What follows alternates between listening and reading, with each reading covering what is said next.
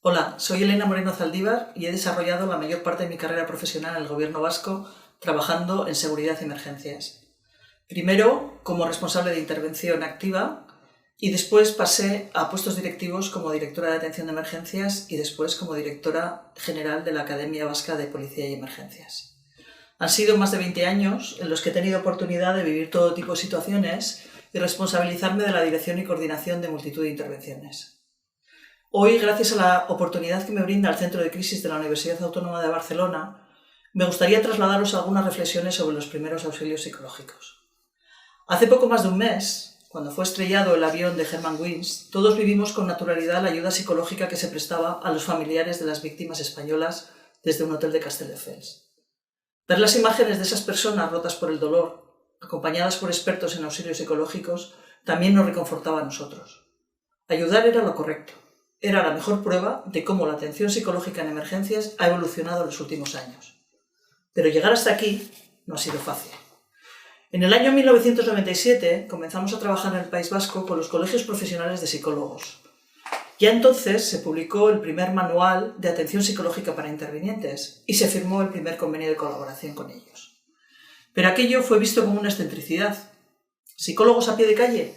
¿Actuando en una emergencia? Y no solo por los intervinientes, sino curiosamente por los propios profesionales de la psicología.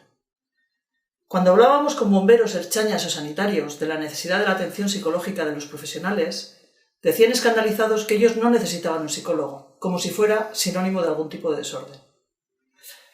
Pero en los colegios profesionales también hubo mucha controversia sobre su participación. Por un lado, estaban los que acudían a nuestra llamada y participaron en búsquedas de desaparecidos, en aterrizajes forzosos de aviones, en incendios urbanos con víctimas, en incidentes de carretera y ferrocarril con múltiples víctimas y también en situaciones de atentados terroristas y sus posteriores manifestaciones de repulsa.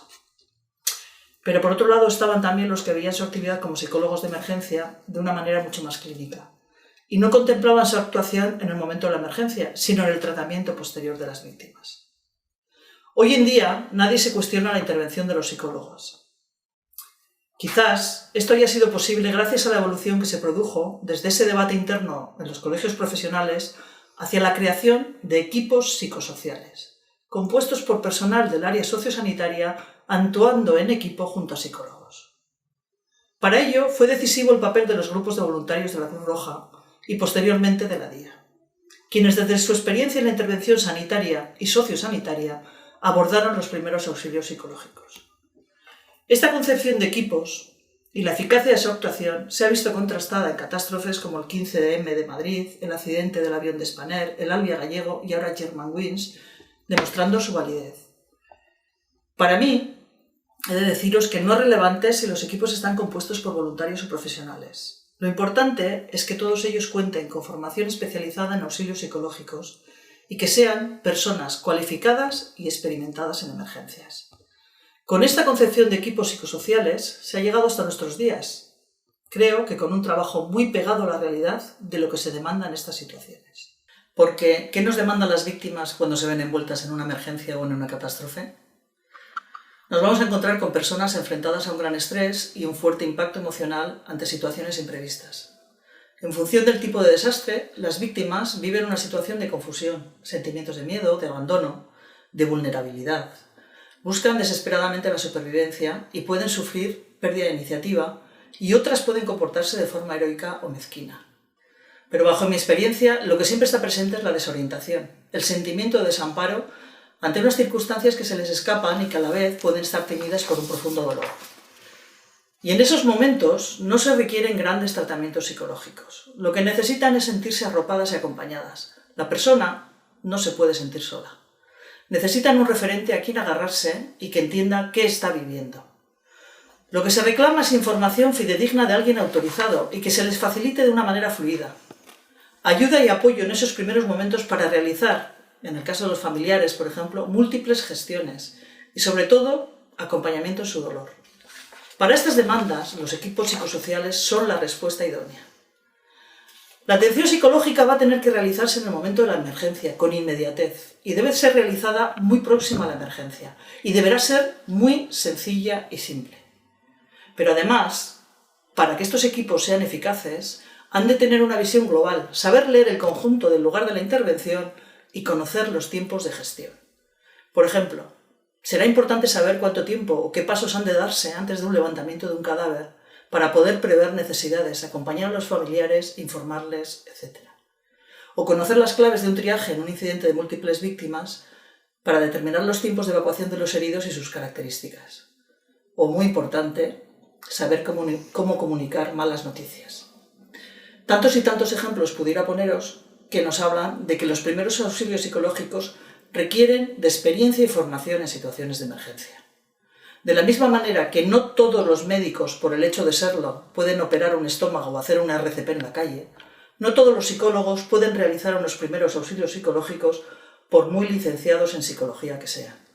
Y de hecho, hemos visto en alguna catástrofe en España que la atención prestada por psicólogos no experimentados en emergencia han acabado con que ellos mismos han sufrido secuelas traumáticas.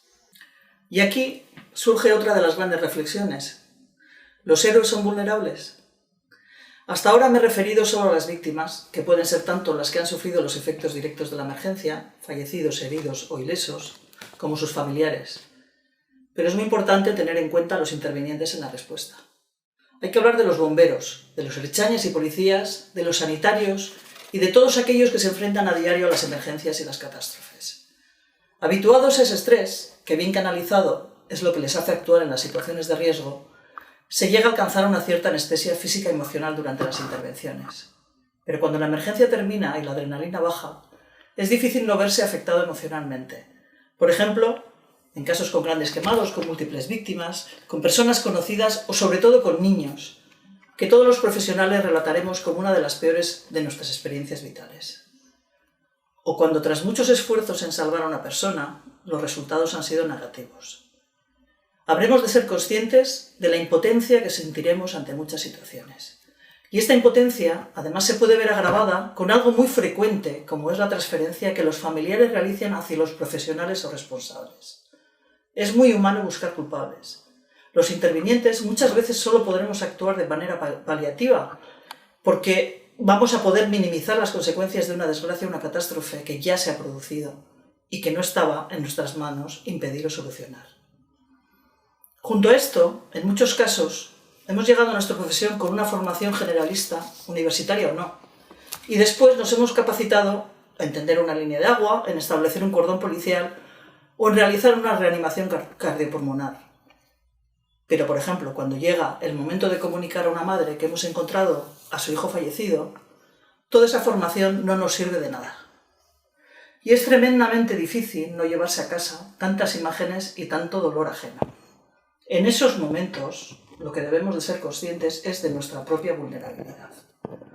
Creo que los auxilios psicológicos debieran de incorporarse e integrarse en los procedimientos de los servicios de emergencia, utilizar las técnicas como los de briefing, organización del recuerdo y los de fusing o desactivación emocional, de una manera muy natural y cuando se considerara necesario.